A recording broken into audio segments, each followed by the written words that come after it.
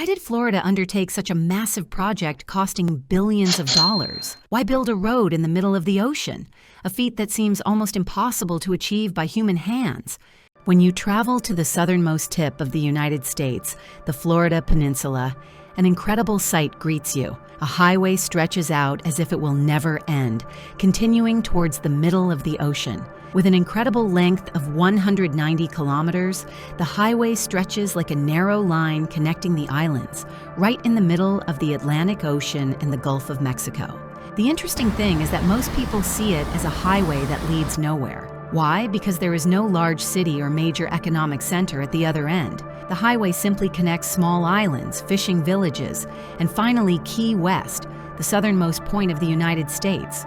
So we might ask, why did Florida undertake such a massive project costing billions of dollars? Why build a road in the middle of the ocean, a feat that seems almost impossible to achieve by human hands?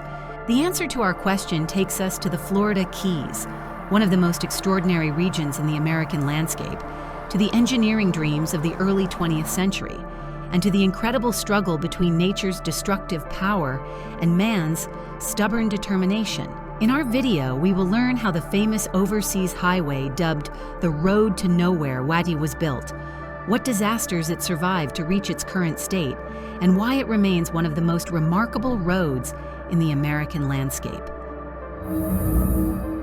Looking at the map, you will see islands strung together like pearls, stretching from the southeastern tip of the Florida Peninsula into the depths of the ocean. These extraordinary islands extend for approximately 190 kilometers. Finally, they end at Key West, the southernmost point of our country. To the east lies the Atlantic Ocean, and to the west, the Gulf of Mexico. This narrow strip of land in between stretches as if it were right in the middle of two different worlds. On one side, you have the magnificent ocean. On the other, lagoons. This makes the Florida Keys unique, not only geographically, but also visually. What makes this place interesting and makes people ponder is the question, how were the islands formed? Most people think islands are formed by volcanic eruptions or continental drift. However, the Florida Keys were formed millions of years ago, when coral reefs growing on the seafloor rose and hardened. This makes the Florida Keys both a geological miracle and a fragile ecosystem. In other words, the islands are the result of nature's patient construction. What is interesting is that the Florida Keys, precisely because of this unique structure, are actually a geography where major roads, bridges, or infrastructure projects should not be built. Despite being a narrow, low-lying, and storm-prone place, the story of the Overseas Railroad began in this way for a place that carried the stamp of being almost impossible for engineers to build on. In the 1800s, the Florida Keys were the heart of trade with Cuba, the center of cigar manufacturing, and a strategic gateway to the Caribbean.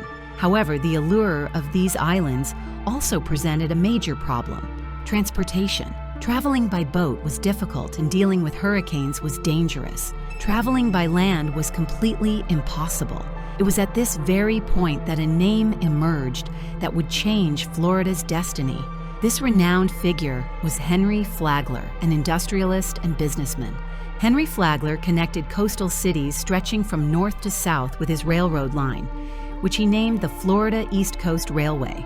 Thanks to this project, Miami has become a major metropolis today. However, Flagler had the crazy idea of extending his railroad line all the way to Key West. In fact, this idea seemed so crazy that people called it Flagler's Folly. After all, who could possibly lay miles of track over coral reefs in the middle of the ocean? If this project can be realized, Key West, the closest deep-water port to Cuba and the Caribbean, would become a center of immense value for America's trade with Latin America and the Pacific. Construction on the project began in 1905 and cost $50 million at the time. Its current cost is approximately $2 billion. This major project was completed in 1912. Upon completion, the Overseas Railroad was declared the 8th wonder of the world. The opening of this road was a turning point for the Florida Keys. For many years, trains connected Key West to the American mainland. Goods, tourists, and even trade with Cuba were carried out via these rails. The harsh face of the tropical climate soon revealed itself on September 2, 1935. Labor Day hurricane, one of the strongest hurricanes in our country's history, struck the Florida Keys. The hurricane, with wind speeds reaching 320 kilometers per hour, caused significant damage to the project. For the Florida East Coast Railway, already struggling under the weight of the economic crisis, this disaster was effectively the beginning of the end. The damage was so extensive that rebuilding the line became impossible. Thus, the railroad, once hailed as the eighth wonder of the world, was quietly abandoned. As World War II approached in the late 1930s, Key West became a strategically important naval base. The Navy wanted a secure land connection to the islands. The necessary economic assistance for rebuilding the road was provided by the state, and the road was rebuilt. The Overseas Highway, which had been dismantled and rebuilt as a highway, reopened in 1938. Once known as Flagler's Folly, the railroad had been reborn as a highway.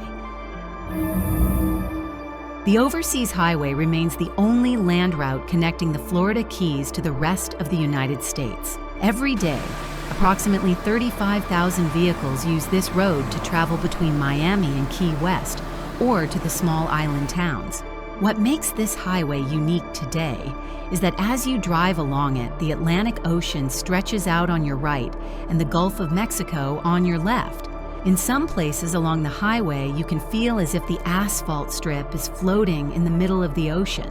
For this reason, the Overseas Highway is not just a journey, but an almost fairy tale-like experience. Today, the highway makes an incredible contribution to both the national economy and Florida's economy, especially in terms of tourism.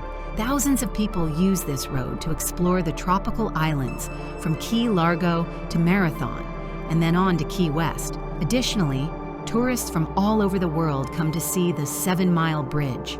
Today, every hurricane season, storms and rising sea levels threaten this narrow strip of land.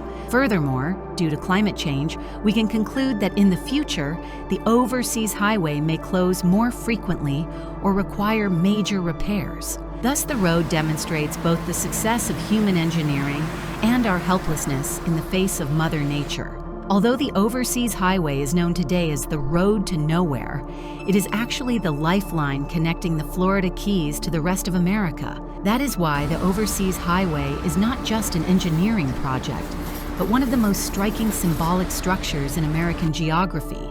If the Overseas Highway had not been built, what would Florida and Miami be like today? Would the economic situation of these two cities be better or worse? Don't forget to share your thoughts. Thank you for watching the video. Also, if you're wondering why Arizona isn't really a state, you can find out by clicking on the video that appears on the screen.